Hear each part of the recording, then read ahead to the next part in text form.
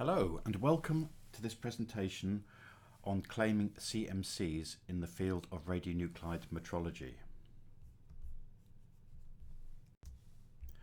So this presentation is for National Metrology Institutes or designated institutes who wish to claim a CMC, and it is a summary of the international rules for completing CMC tables. References to the rules are shown in the presentation in the format shown, and there is general guidance on using the key comparison database available on the BIPM website. Please contact the chair of your local regional metrology organisation's technical committee for further advice. Once you have logged into the KCDB, the first step is to select radioactivity as the branch, and then you enter a code for the claim. And the code has the RMO, the acronym for your particular RMO, followed by RAD for radioactivity, then the acronym for your institute, and a 4-digit code starting with the number 2. And you can select any code that you like for that. And you can, if you wish, add a link to your website for more information on the service. Then the next step is to enter details of the quantity, the medium and the source for the service you're offering from the drop-down lists.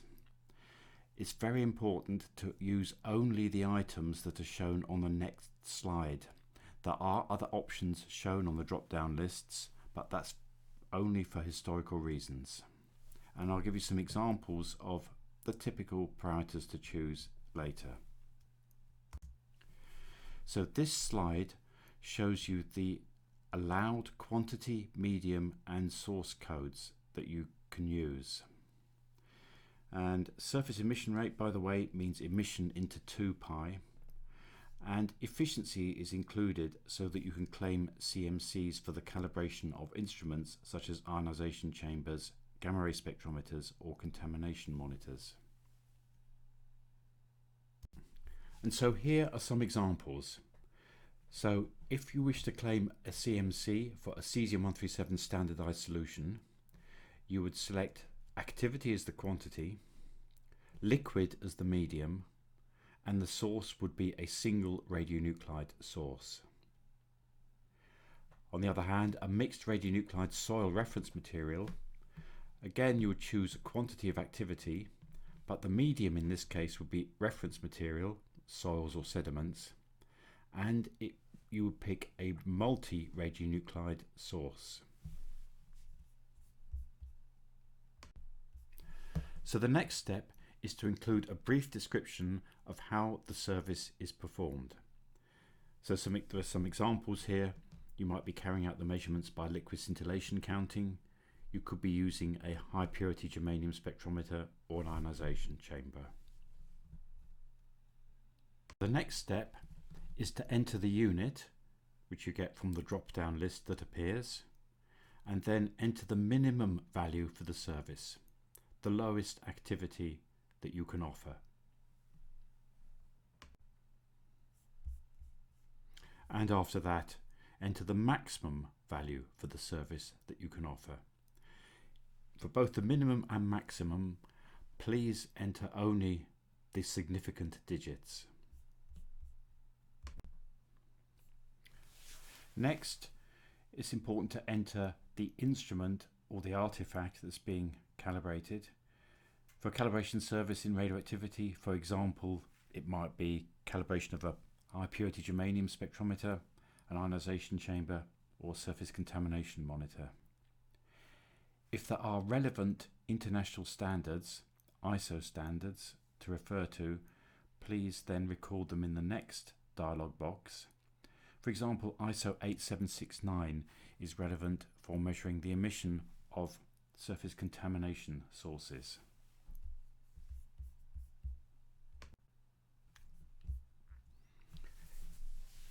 Here we add the radionuclide in the format shown in the slide.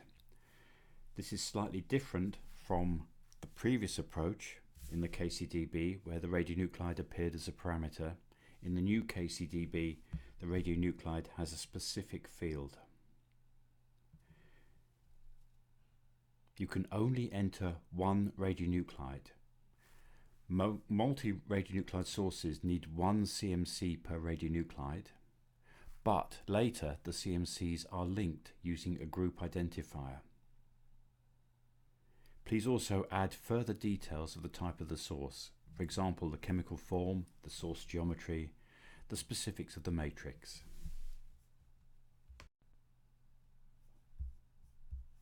You can also add further information such as the volume or dimensions of the source, or any information that you think might be of help to the reviewer.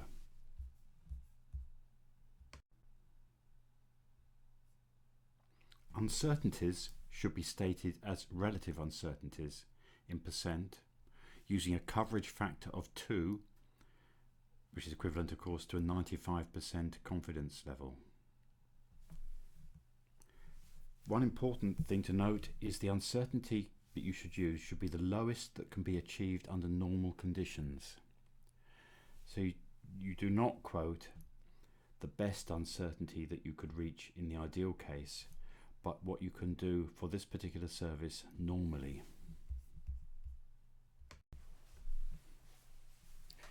In this next section, you tell the reviewer about the national reference standard to which the service refers. If it's a primary standard, for example, it might be something like 4 pi beta gamma coincidence counting. If it's a secondary standard you're referring to, it could be an ionization chamber. But you should indicate all the reference standards that you use to ensure that the service is traceable. You should tell the reviewer about the comparison exercises to support the claim. If you click on the plus sign, you'll get a drop-down list and you select the relevant comparison exercise from the list that appears. You can use, of course, the measurement methods matrix to provide support from a comparison using another radionuclide. And in the bottom part of this section, you can add any comments here.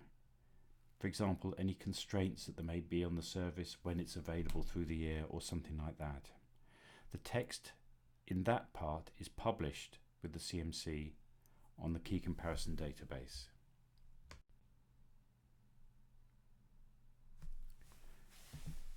The information you need to enter here indicates where you get the traceability to a primary standard from.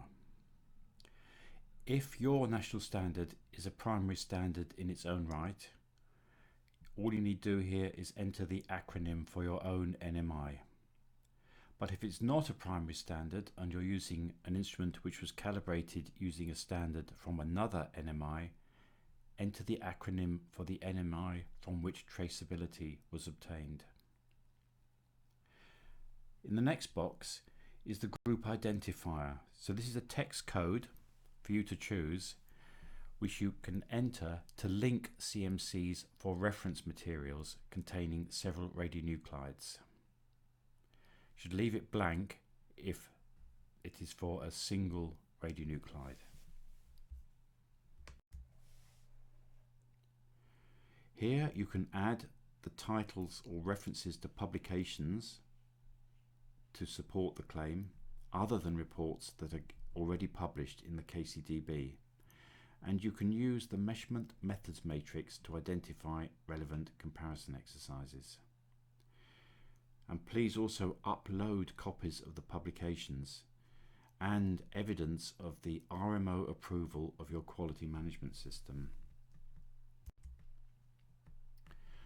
Finally, you can add comments here that will be seen by the reviewer.